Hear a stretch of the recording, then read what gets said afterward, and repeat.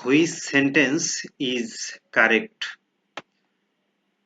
এমন একটি প্রশ্ন এসেছে গ্যাস ট্রান্সমিশন কোম্পানি লিমিটেড এর রিসিপশনিস্ট পদে গত 22 আগস্ট যে পরীক্ষাটি অনুষ্ঠিত হয়েছিল সেখানে আমরা একটু অপশনগুলি দেখি।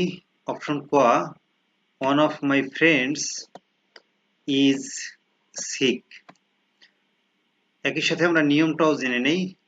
যদি ইংরেজি বাক্যে ওয়ান অফ দিয়ে শুরু হয় এবং তারপরে যে নাউনটি আসবে সেটি হবে প্লুরাল এবং ভার্বটি হবে সিঙ্গুলার। কেন? কারণ হলো এই যে ওয়ান অফ মাই ফ্রেন্ডস এর অর্থটা কি? বন্ধুদের মধ্যে একজন, অর্থাৎ অনেক বন্ধুর মধ্যে একজন হলো অসুস্থ।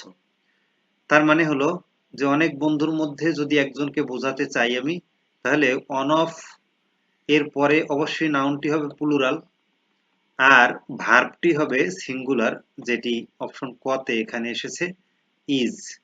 এর কারণ হলো এই ফ্রেন্ডস সাবজেক্ট না, এখন এখানে সাবজেক্ট হিসেবে কাজ করেছে ওয়ান অফ। ওয়ানটাই হলো subject, one of my friends, বন্ধুদের মধ্যে একজন, সুতরাং ভার্ব হবে সিঙ্গুলার। এবার আমরা অপশন খ তে দেখি।